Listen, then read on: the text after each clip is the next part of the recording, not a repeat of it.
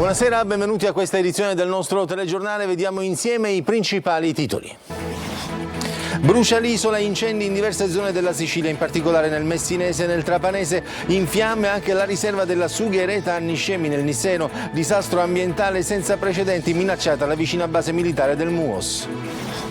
Ultimo weekend di luglio tra partenze e arrivi, ma per molti le vacanze saranno mordi e fuggi a causa della lievitazione dei prezzi, soprattutto nelle località turistiche della nostra isola. A Caltanissetta ancora di servizi idrici, il sindaco però annuncia un esposto in procura, troppi disagi. Con la pizza arrivavano anche droga e armi, i carabinieri di Trapani arrestano un fattorino e 2 donne. La strage è decisa su WhatsApp, ricostruito lo scambio di messaggi tra i carnefici durante il drammatico esorcismo di Altavilla Milice, costato la vita a madre e 2 figli. Maria Grazia Cuscinotta, regina del Cine Nostrum, la rassegna cinematografica di Aci Catena nel Catanese. Il postino dice rimane per sempre con me, dice l'attrice che recitò con Massimo Troisi. Calcio, poker del Palermo per la terza vittoria in amichevoli in Valle d'Aosta, finisce 4-0 contro la Nuova Sondrio.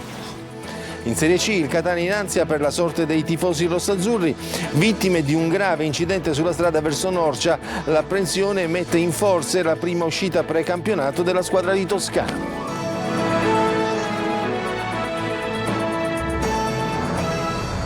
Come sentivamo dai titoli, Sicilia soffocata dai roghi, sullo stretto le fiamme hanno interessato il grande complesso di case di Messina 2 e l'acquedotto. A Trapani situazione critica in 2 frazioni di San Vito Lo Capo e Custonaci, fiamme anche nel Palermitano, ci dice tutto Francesco Triolo.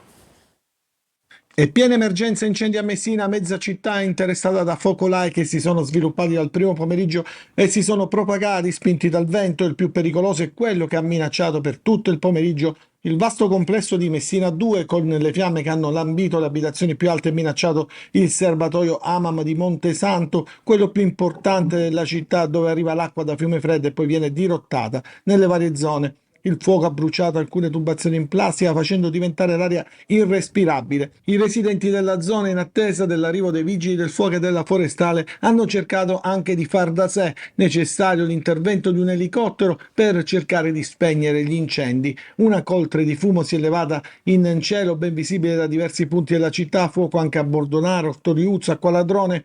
Difficoltà in tangenziale per le fiamme e il fumo che hanno interessato le 2 carreggiate. In provincia di Trapani criticità a Castelluzzo, frazione di San Vito Lo Capo e Purgatorio nel comune di Custonaci. Le case sono attorniate dalle fiamme, pare si tratti di un vero e proprio inferno. Il sindaco di San Vito Lo Capo, Francesco La Sala, ha invitato tutti i cittadini a rimanere nelle proprie case per non creare intralci ai soccorsi. Sulle 2 frazioni hanno operato diverse squadre di volontari, forestali e vigili del fuoco, ma non ci sono più mezzi a disposizione e sono stati richiesti interventi aerei. A Palermo un incendio di vaste proporzioni nella zona del Poma ha determinato la chiusura della diga che attualmente fornisce 700 litri al secondo al sistema di approvvigionamento di Palermo e dei comuni della fascia costiera occidentale. Incendi favoriti, oltre che dalla mano dei piromani, anche dalle alte temperature di questi giorni. Domani la temperatura massima percepita sarà di 39 gradi a Catania, 38 a Messina, 35 a Palermo, un abbassamento è previsto per domenica. È un disastro ambientale senza precedenti quello che ha colpito la riserva della Sughereta a Niscemi. Un incendio vastissimo ha ridotto in cenere ettari di bosco, minacciando anche la vicina base militare del MUOS. Le autorità parlano apertamente di dolo. Gerri Italia. È una scena apocalittica quella che si presenta all'indomani del vasto incendio divampato ieri nella riserva naturale della Sughereta a Niscemi, oltre 5 chilometri di fronte del fuoco, con fiamme altissime spinte dal vento caldo e dal clima rovente di questi giorni. Hanno inghiottito in poche ore un patrimonio forestale di inestimabile valore. Le fiamme hanno distrutto tutto, lasciando solo cenere e tronchi carbonizzati. L'incendio ha anche sfiorato il perimetro della base del MUOS, alzando il livello d'allerta. Questo è il versante nord del bosco della Sughereta di Niscemi, a pochi metri dalla torretta di avvistamento. Alle mie spalle vedete quello che rimane dopo l'incendio, un paesaggio lunare, interi ettari di Sughereta totalmente distrutti. I vigili del fuoco, la protezione civile hanno lavorato per spegnere l'incendio, ma vedete quello che c'è alle mie spalle è davvero un disastro. Ma il fronte dell'emergenza non è solo ambientale. Le parole del sindaco di Niscemi, Massimiliano Conti, non lasciano spazio a dubbi. È un progetto criminale perché un fronte di fuoco di più chilometri non può essere un fatto accidentale, e quindi presumiamo sia doloso, e quindi è un progetto criminale a questa gente che ha distrutto la nostra tradizione, la nostra specificità ambientale, la buona parte della sughereta. E mentre la magistratura valuta l'ipotesi del dolo, l'area resta sotto stretto controllo delle forze dell'ordine. Protezione civile e forestale continuano a monitorare la zona, pronti a intervenire in caso di nuovi focolai o per proteggere eventuali abitazioni isolate. Una ferita profonda, quella inferta al polmone verde di Niscemi, che difficilmente potrà rimarginarsi in tempi brevi. E cambiamo argomento, parliamo del caro turismo, perché se da un lato c'è il grande esodo per le vacanze nell'ultimo weekend di luglio, dall'altro ci sono tantissime famiglie che non andranno in vacanza, numeri tristemente in aumento rispetto all'anno scorso. Tra le cause principali gli improvvisi e alti rincari nei servizi turistici. Marco Gullà. Un weekend da bollino rosso nelle autostrade dell'isola. Nell'ultimo weekend di luglio sono in tanti i siciliani che viaggeranno lungo le strade della Sicilia. Tra le più trafficate la 19 Palermo-Catania e la 29 Palermo-Mazzara del Vallo, con 1 milione di auto in circolazione. Ma non saranno vacanze per tutti, perché stando ad un report di Asso Utenti, il 49,2% degli italiani rinuncerà a spostarsi. Ad incidere tantissimo sono i rincari di prezzi e servizi nel settore turistico. La Sicilia, tra l'altro, pur essendo tra le mete predilette per una vacanza estiva, è tra le regioni con maggiori rincari sui servizi negli stabilimenti balneari. La media nazionale è del 2%. Arriviamo in Sicilia ad aumenti, per esempio, dell'abbonamento giornaliero pari a più 11%, oppure del lettino più 10%. Aumenti su aumenti, così in molti rinunciano alla vacanza al mare. Caro ombrellone, molto caro. Ci adattiamo, prendiamo una casa in affitto, se uno vuole fare le vacanze, servite e riverito, è normale che costano di più. Penso che ci sia gente che il problema della vacanza non se lo ponga neanche più perché non riesce a sopravvivere. Si riduce soprattutto il range di giorni di vacanza. 54,2% opta per dei soggiorni ridotti. Al massimo 3 giorni o 5 al massimo, ma molto spesso il fine settimana fondamentalmente. E sarà un sabato difficile per gli spostamenti anche in aereo a causa di uno sciopero nazionale che si svolgerà dalle 13 alle 17 proclamato da Cub Trasporti. L'agitazione potrebbe causare ritardi e cancellazione appunto nei voli sia nazionali che internazionali. Ci spostiamo invece a Caltanissetta, dove continua la crisi idrica con interruzioni che non si fermano, ma questa volta il sindaco Walter Tesauro ha annunciato un esposto in procura per mettere fine ai disagi. Rita Cinardi. Mentre Caltanissetta sta vivendo giornate di fuoco con temperature che quotidianamente superano i 40 gradi, i cittadini nisseni si sono ritrovati nuovamente alle prese con l'interruzione della distribuzione idrica. Per ben 3 volte in 15 giorni il gestore Caltacqua ha sospeso la distribuzione per consentire la riparazione della condotta, che ha subito guasti in diversi punti della rete. In queste ore, dopo la riparazione da parte dei tecnici di Siciliacque, la distribuzione idrica sta gradualmente ritornando alla normalità, ma questa volta il sindaco Walter Tesauro ha annunciato un esposto per fare chiarezza sui continui disagi che sono costretti a vivere i cittadini di Caltanissetta. È veramente una cosa incredibile che ci sia un'altra rottura e una sospensione con una temperatura di 40 gradi. Io nei prossimi giorni andrò ad esporre questo all'autorità giudiziaria per capire, per avere contezza delle motivazioni per cui avvengono questi costanti guasti e queste continue sostituzioni che chiaramente danneggiano tutti noi, perché con tanta acqua che hanno gli invasi noi dobbiamo patire e non è più tollerabile. Nelle prossime ore i cittadini nisseni potranno tirare un sospiro di sollievo. Da domenica infatti è previsto un brusco calo delle temperature e a meno di nuovi disagi con la distribuzione idrica, visto il caldo rovente degli ultimi giorni nelle zone dell'entroterra, si potrà sperare in un ritorno alla normalità.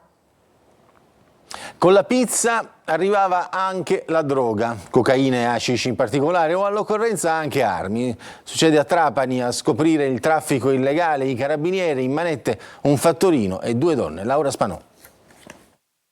A Trapani praticamente basta ordinare una pizza e se vuoi ti arriva cocaina, hashish e se ti servono anche armi. In manette è finito un uomo di 51 anni che consegnava segretamente la droga e le armi insieme agli ordini di pizza. L'uomo era arrivato per la consegna a bordo di un mezzo nei pressi dell'abitazione dove vivevano due donne, una 79enne e una 58enne, pure loro arrestate, che si trova nel quartiere di San Giuliano, già al centro di numerosi blitz antidroga. Alla vista dei militari però il fattorino ha cercato di allontanarsi mostrando un'eccessiva agitazione. A quel punto i carabinieri hanno deciso di effettuare una perquisizione ed è arrivata la sorpresa. Oltre alle pizze ben occultate nel bagagliaio del veicolo sono stati rinvenuti e posti sotto sequestro 1,6 kg di cocaina, 4 kg e 200 grammi di hashish, assieme a questo anche una pistola calibro 7,65 con matricola a brasa e relativo munizionamento e silenziatore. Il fattorino e le due donne sono state arrestate per detenzione ai fini di spaccio di sostanze stupefacenti e porto abusivo di arma clandestina. Dopo l'udienza di convalida per l'uomo si sono aperte le porte del carcere, mentre una delle donne è stata posta agli arresti domiciliari, per l'altra è stato disposto il divieto di dimora nel comune di Erice.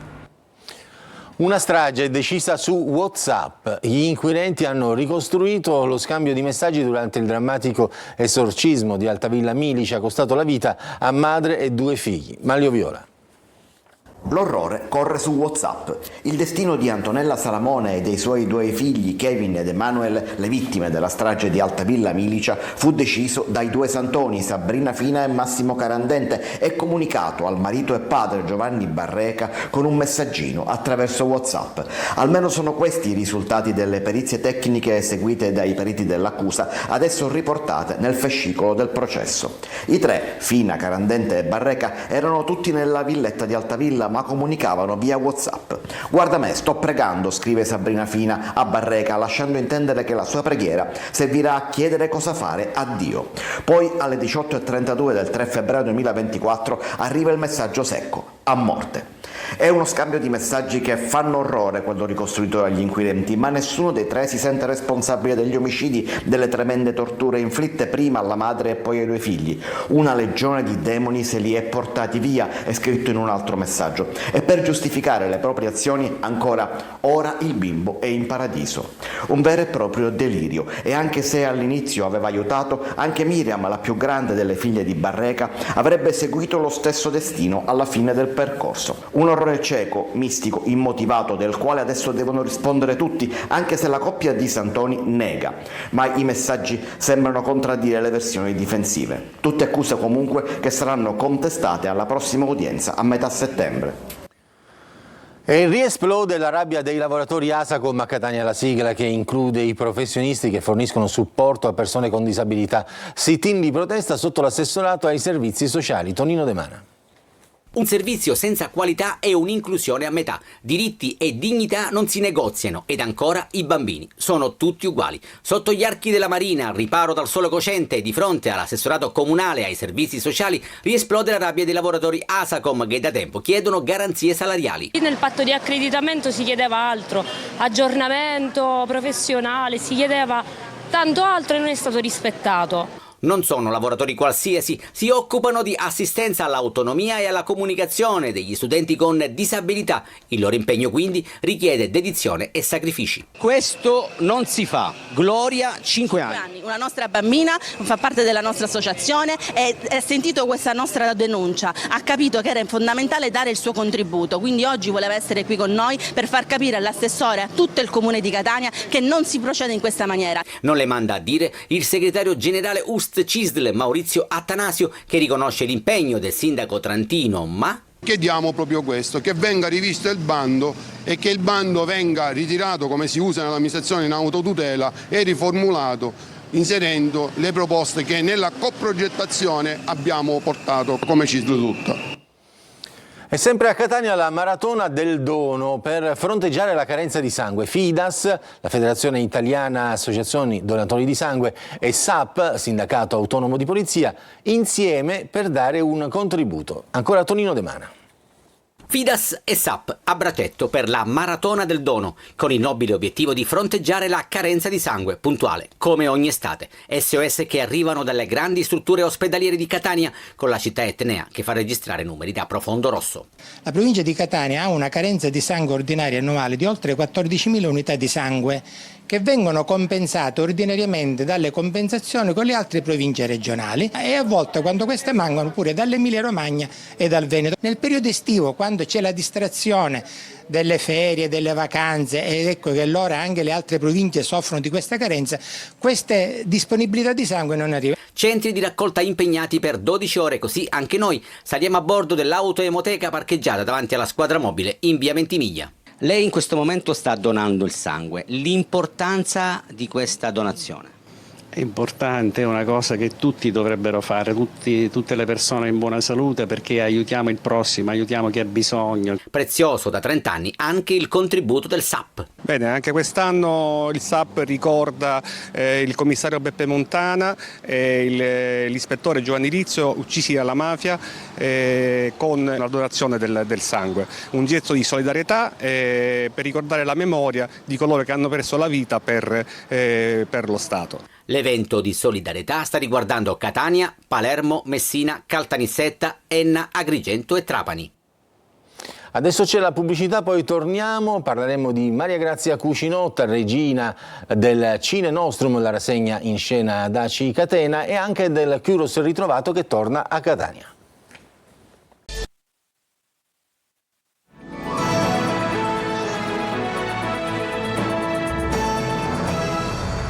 A Catania, nel Polo Museale Santa Chiara, l'allestimento esclusivo che ospiterà per un anno il Kyros ritrovato, straordinario reperto archeologico che si fonde con l'arte pittorica siciliana dell'Ottocento. Emanuela Corsi.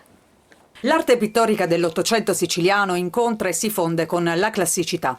A Catania il Polo Museale Santa Chiara ospita il Kyros ritrovato, straordinario reperto in marmo pario, frutto della riunificazione della testa della collezione Biscari del Castello Ursino e il torso di proprietà del Museo Paolo Orsi di Siracusa. Il Kyros, statua greca con funzione funeraria o votiva, raffigurante un giovane, era molto diffusa nel periodo arcaico e classico tra il VII e il V secolo a.C. Il progetto di ricongiungimento e valorizzazione fu curato da Sebastiano Tusa prima della prematura scomparsa. Torna a casa secondo noi in uno scenario molto bello con queste quinte nere che lo valorizzano. L'opera, tornata a Catania, è stata esposta nell'atrio del Polo Museale ed introduce il visitatore ad un'esperienza immersiva nell'arte pittorica catanese con la mostra romantica, volti, immagini, contaminazioni dell'Ottocento siciliano, con una straordinaria selezione di opere delle collezioni del Museo Civico del Castello Ursino, molte delle quali in esposizione per la prima volta. Per la prima volta l'Ottocento pittorico siciliano e anche catanese viene valorizzato in questo modo e noi crediamo che questo avrà uno straordinario significato anche nell'ottica dei visitatori. La verità è che noi catanesi non conosciamo il reale patrimonio culturale della città. Allora, anziché pensare ogni volta a immaginare viaggi culturali altrove, intanto cominciamo a compierli a Catania e ci sentiremo appagati. Le mostre resteranno aperte tutti i giorni dalle 9 alle 19. Accompagnata dal simpatico e inseparabile Gigi, il cane Gigi, Maria Grazia Cucinotta è stata ospite al Cine Nostrum, la rassegna del comune di Aci Catena nel catanese, giunta alla 20ª edizione. Ha parlato della sua carriera artistica che compie 20 anni e del film che ha rappresentato la svolta della sua carriera, iniziata come modella, partecipando a Miss Italia nel 1987, per poi debuttare in TV con Renzo Arbore a Indietro Tutta, il postino del 1994. Sentiamola. Ho portato anche un ospite perché non era mai stato in Sicilia, ho detto deve diventare un cane sicuro anche lui. È sempre un piacere ritornare in questa meraviglia e ogni volta sempre più convinta che sia il paradiso del mondo. Io sono il postino, io sono nata da una famiglia di postini, mio papà faceva il postino, e mio fratello, mia sorella grande, ha una sorella di 12 anni e un fratello di 10 anni più grande di me che sono stati entrambi postini, e quindi il postino mi ha accompagnato dalla nascita fino alla morte. Il prossimo anno celebro i 40 anni di carriera, ogni tanto mi meraviglio perché comunque il linguaggio di Massimo è veramente eterno. Cosa ti rimane di lui ancora oggi, un ricordo proprio tuo? ma il fatto di non avermi mai giudicata, il fatto di avermi fatto capire che tutti i miei difetti sarebbero stati il mio essere unica. Adesso c'è la pubblicità, poi torniamo e parliamo di calcio.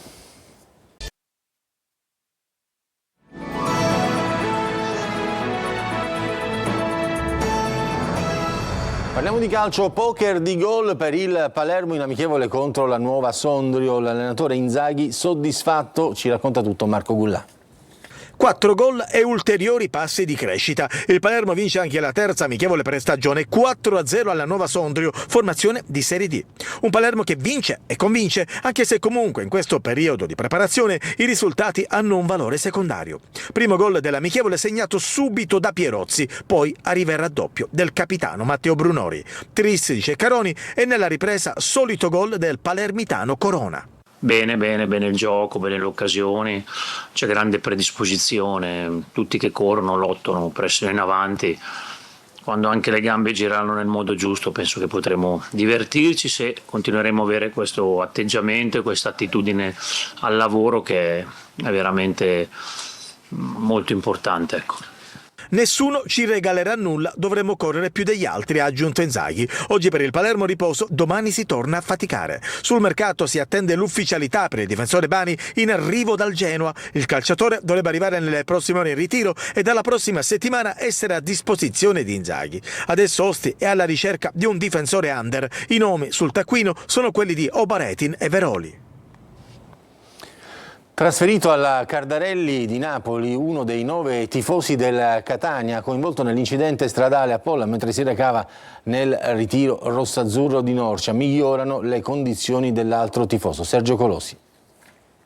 Si è reso necessario il trasferimento in elisoccorso dall'ospedale di Polla al Caldarelli di Napoli di uno dei tifosi rossazzurri rimasto gravemente ferito nel corso di un brutto incidente stradale avvenuto intorno alle 4:30 nei pressi di Polla, poco prima di Salerno, insieme ad altri 8 ultra del gruppo degli irriducibili della Curva Sud, diretti a Norcia per vedere la prima uscita stagionale del Catania, l'allenamento congiunto con il Trodica. Notizie positive per l'altro tifoso, inizialmente ricoverato all'ospedale di Vallo della Lucania, è rimasto in coma. Uscito dalla fase critica, si trova in condizioni stabili. Il Catania, che in una nota ha espresso vicinanza ai tifosi coinvolti nell'incidente, in collaborazione con la Questura di Perugia potrebbe decidere di annullare la partitella. Dipenderà dai prossimi bollettini medici dei 2 tifosi. Formulati 3 gironi di terza serie. Catania nel girone C insieme alle altre 2 siciliane Trapani e Siracusa. All'Atalanta Under 23 a 6 formazioni campane, 5 pugliesi, 2 calabresi, altrettante della Basilicata e una laziale. La prima giornata di campionato si disputerà tra il 23 e il 24 agosto, conclusione della fase regolare il 26 aprile, sosta il 28 dicembre, 3 turni infrasettimanali, 24 settembre, 11 febbraio e 4 marzo. Lunedì prossimo il sorteggio dei calendari, domenica 17 agosto il primo turno eliminatorio della Coppa Italia di Serie C. Intanto il vicepresidente del Catania Grella, insieme a Giacca, presidente del Trento, è entrato a far parte del consiglio direttivo della Lega Pro al posto di Bianchi e D'Agostino. E in seguito al grave incidente autostradale di cui vi abbiamo riferito e in cui sono stati coinvolti i 9 tifosi rossazzurri, il Catania Football Club rende noto di avere disposto l'annullamento della partitella d'allenamento con il Trodica in programma domani. Inoltre la prima squadra non parteciperà alla manifestazione serale prevista nell'ambito della rassegna Estate Nursina. È tutto, grazie per averci seguito, buon proseguimento di serata.